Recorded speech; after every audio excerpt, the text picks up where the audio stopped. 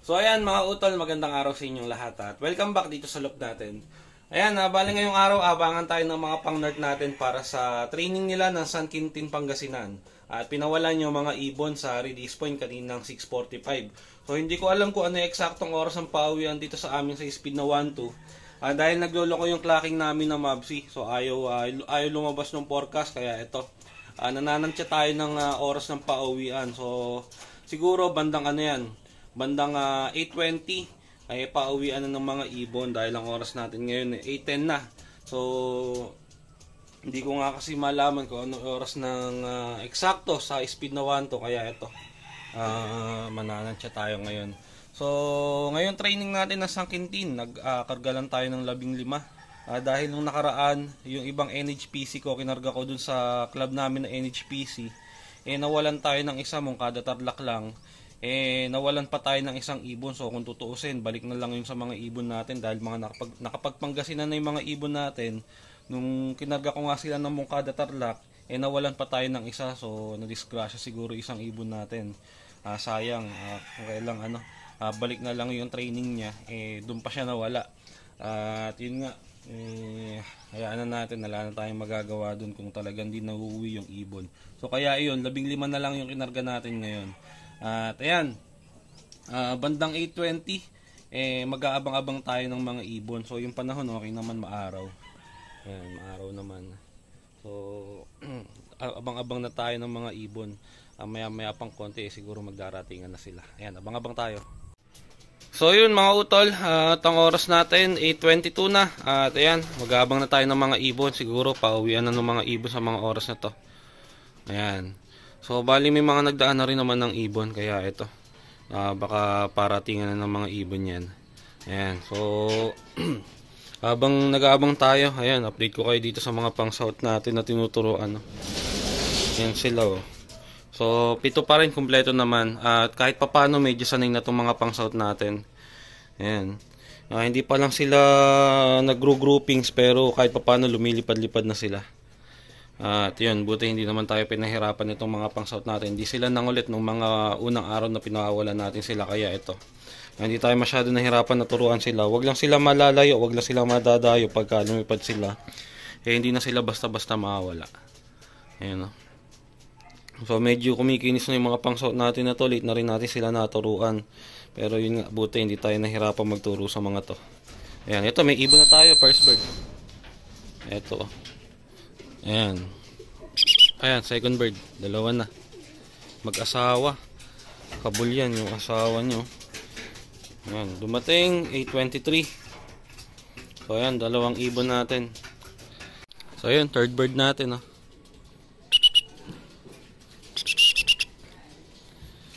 Tatlo pa lang yung pauwi natin. At ayun, yung kay kuya, second bird niya. Dalawa na yung ibon ni kuya doon. 4 lang yung kinarga ko doon sa ibon ni kuya. At yan, nakakadalawa na. Tapos dito sa atin, yan, 3 pa lang. Yan. So, mukhang medyo nasiksik yung mga ibon natin. At yung balahibo nila, gusot-gusot. Yan. So abang-abang tayo, nakakatatlo na tayo sa 15, 12 pa kulang natin. So yan, ito, pang-apat na ibon natin. Ayaw bumaba, lipad ng lipad. Naglulugon yung mga pang-nerd natin. Isa na yun, ang kulit oh. Lipad ng lipad oh. Sa atin yun. Naglulugon yung mga pang-nerd natin. Ewan ko kung bakit sila biglang naglugon. Problema pa natin ngayon yun. Dahil nga malapit na yung derby ng ibang ibon natin. Saka sila naglugon. Ito pa isa oh. Yung isang bluebird natin ayaw talaga bumaba. Kung saan pa nagpunta, mukhang dumayo pa.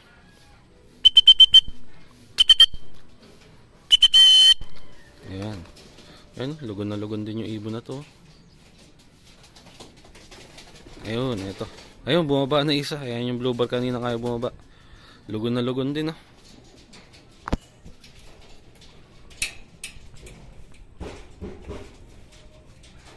Ayan, meron na tayong 2, 4, 5, 5.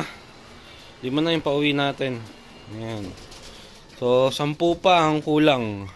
Isa oh. Lugon, ayun pa. Pang bali 7 na. Puk. Ayun oh. Ayan, 8. Mga lugon na lugon yung ibon natin. Tsaka yung mga itsura nila. Ayan. Gusot-gusot yung balahibo. So ayan, meron na tayong 8. 7 na lang ang kulang natin. Ito yung pang-siyam natin, yung all-bird. Ito, isa pa to. Lugon na lugon din.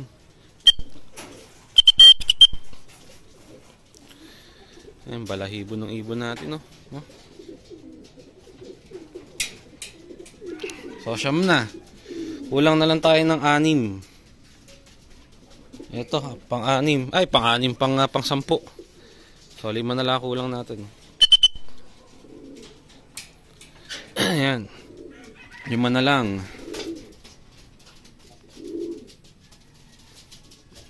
So, ayan. Pang-11. Yung white light na all bird natin. Ito, isa pa tong lugon. Ayan, no? 11 na. 4 na lang kulang natin. 4 na young bird. Yung mga ibon natin, ang mga itsura, mukhang basahan. Lalo itong isang to, oh. Ayan, oh. Tingnan nyo na mga itsura, oh. Oh.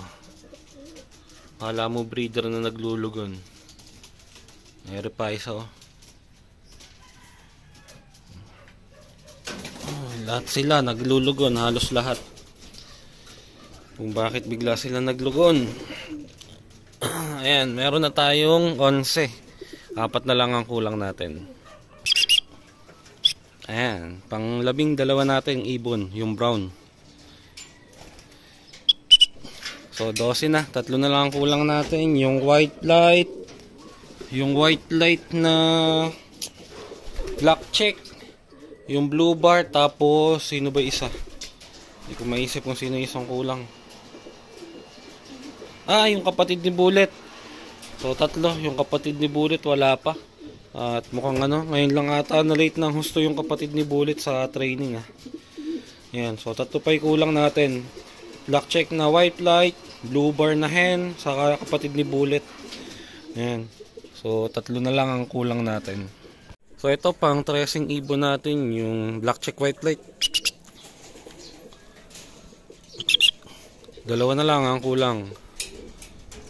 Dark blue bar na hen, saka kapatid ni Bullet. Ayan. So 13 na silang lahat na nandini. So ano pa naman, pasok pa naman sa oras yung uwi nitong pang tracing ibon natin. Sana umuwi na rin kaagad yung dalawa, wag na magpalit ng husto. Ayan, abang-abang pa tayo dun sa dalawa. Pero isa, ewan ko kung sino to, kung kapatid ba na Bullet or yung dark blue bar. Dark blue bar ito. Isa na lang kulang natin, galing na sa likod, overshoot, no. Ito pa isang lugon. Isa na lang kulang natin, yung kapatid ni Bullet, ngayon lang na late yun. Kaya nangyayari doon, ngayon lang na late yung kapatid ni Bullet na yun, So isa na lang. Kasunuran lang din niya yung pang 13 ibon natin, itong white light.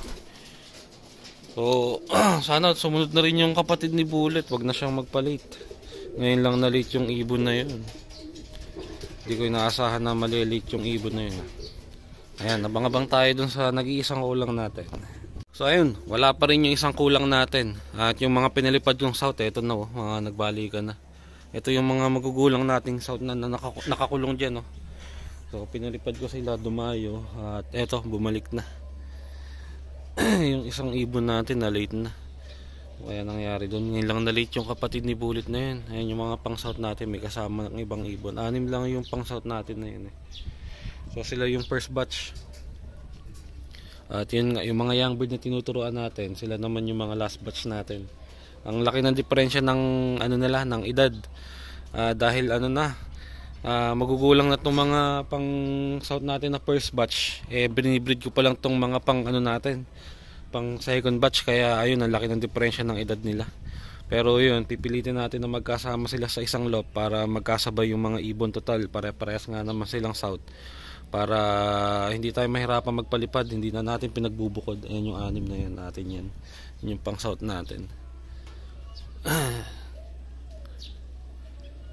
At ayan, nagpakain na tayo ng mga ibon natin at hindi na natin naintay yung isang kulang natin, yung kapatid ni Bullet, dahil kanina pa nandito tong mga ibon natin.